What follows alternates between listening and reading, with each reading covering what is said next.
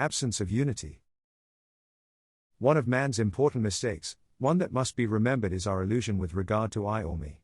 Man such as we know him, the man-machine, the man who cannot do and with whom and through whom everything happens, cannot have a permanent and single I. His I changes as quickly as his thoughts, feelings and moods, then he makes a profound mistake in considering himself as one and the same person. In reality, he is always a different person, not the same one that he was even a moment ago. Man has no permanent and unchangeable I. Every thought, every mood, every desire, every sensation says I, and in each case it seems to be taken for granted that this I belongs to the whole person, and that a thought, a desire or even an aversion is expressed by this whole. In actual fact, there is no foundation for the assumption. Man's every thought and desire appears and lives quite separately and independently of the whole, and the whole never expresses itself, for the simple reason that it exists as such only physically, as a thing, and in the abstract as a concept. Man therefore has no individual I.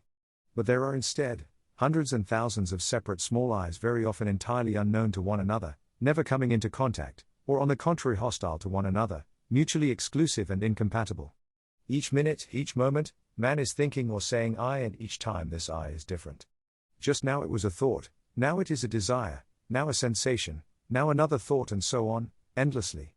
Man is a plurality and his name is Legion. The alteration of I's and their continual obvious struggle for supremacy is controlled by accidental influences. Warmth, sunshine and fine weather, a good meal, some pretty face immediately call up a whole group of I's. Cold, fog and rainy day, financial calamity or illness call up another group of I's, other associations, other feelings and other actions.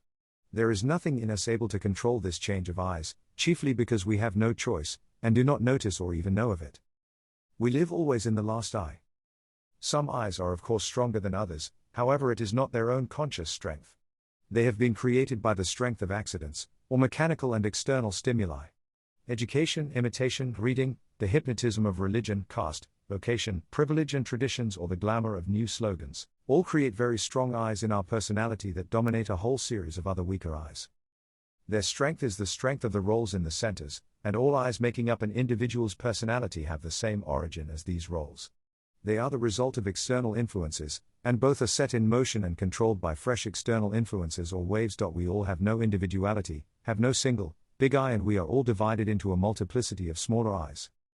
Each separate little I is able to call itself by the name of the whole, to act in the name of the whole, to agree or to disagree, to give promises, to make decisions, with which another I or the whole will have to deal. This explains why people so often make decisions, and so seldom carry them out. A person decides to get up early, beginning from the following day. One I or a group of I's decide this. However, getting up is the business of another I who entirely disagrees with the decision, and may even know absolutely nothing about it. The individual will therefore continue sleeping in the morning, and that evening will again decide to get up early. In some cases this may assume very unpleasant consequences for one. A small accidental I may promise something, not to itself but to someone else at a certain moment, simply out of vanity or for amusement. Then it disappears, but the person, that is the whole combination of other I's who are quite innocent of this, may have to pay for it all of their lives.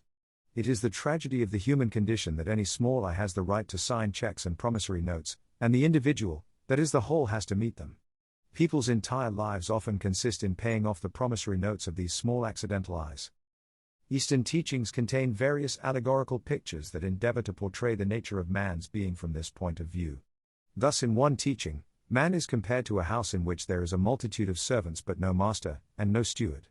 The servants have all forgotten their duties, no one wants to do what they ought to do, and so everyone tries to be master, if only for a moment. In this kind of disorder the house is threatened with grave danger. The only chance of salvation is for a group of the more sensible servants to meet together and elect a temporary steward, that is a deputy steward. This deputy steward can then put the other servants in their places, and make each do their own work. The cook in the kitchen, the coachman in the stables, the gardener in the garden, and so on.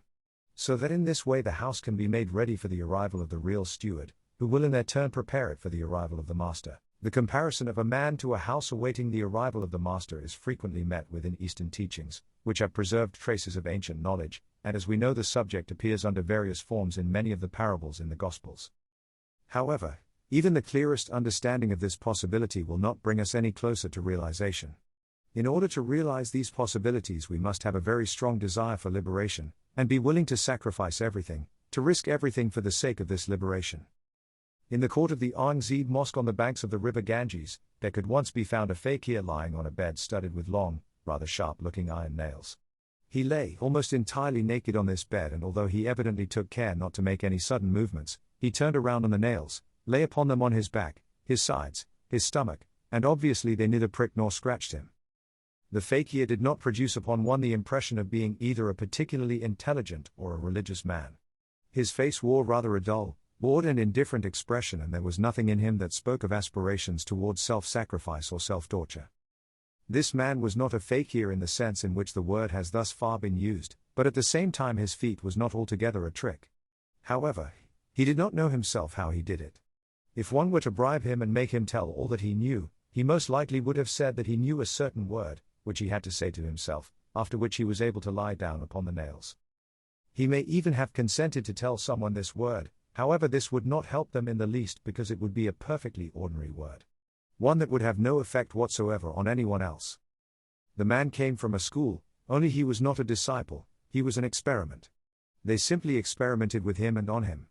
He had evidently been hypnotized many times, and under hypnosis, his skin had been rendered first insensitive to pricks and afterwards, able to resist them. In a small way, this is possible also for ordinary European hypnotism. Then afterwards both the insensitiveness and the impenetrability of the skin were made permanent in him by means of post-hypnotic suggestion.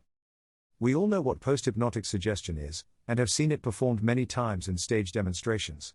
A person is put to sleep and told that upon awakening they must do a certain thing, or they are told to pronounce a certain word, that as soon as they do so will make them feel thirsty, or take their clothes off, something like that. After being awakened, they feel an irresistible desire to do what they were told to do, or if they remember the word that was given to them, on pronouncing it, they immediately fall into a trance. This is just what was done to the fakir of Aurangzeb Mosque. They accustomed him to lie upon nails under hypnosis, and then began to awaken him and tell him that if he pronounced a certain word he would again be able to lie down on the nails. This word put him into a hypnotic state, which is perhaps why he had such a sleepy and apathetic look. This often happens in such cases. They worked on him perhaps for many years and then simply let him go, to live as he could. So he put up an iron bed for himself and earned a few rupees a week by putting on a display. There are many such men in India. Schools take them for experimentation, generally buying them when they are children from parents who gladly sell them because they afterwards profit from it.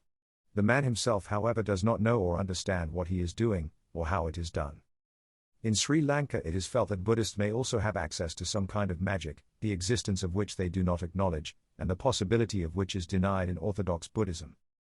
There used to be a small shrine at a private house in Colombo, in which was placed as usual a statue of the Buddha, and at the foot of the Buddha, a small bell-shaped ivory dagobah. That is, a small carved replica of a dagobah, hollowed out inside. When this dagobah was opened, inside was placed something regarded as a relic, a small round sphere the size of a large shot. Carved it appeared, out of ivory or mother of pearl. The occupants of the house explained to those who inquired that it was a piece of bone from one of the Buddha's disciples. That it was a relic of very great antiquity and holiness. It was, however, not a piece of bone, but a particular cartilage formation that some people get around the back of the neck in the form of a necklace, as the result of very special exercises. It is known in some quarters as the Buddha's necklace, and is not to be confused with the same expression meaning the chain of Buddha's reincarnation. This necklace of bones that encircles the neck beneath the skin is directly connected with the astral body, establishing what is referred to as a royal telephone, to the ethereal. The astral body is, so to speak, attached to it, or to be more accurate, this necklace connects the physical body to the astral form. If the astral body continues to live after the death of the physical body, the person possessing a bone of this necklace can always communicate with the astral body of the dead relative. The bones go in a semicircle under the skin and around the back of the neck, beginning a little in front of the ears. When a diagram of this phenomenon is made and examined, it reminds one of a diagrammatic representation of the lymph glands in the neck, such as can be seen in anatomical charts. This is magic, however they never speak of it openly.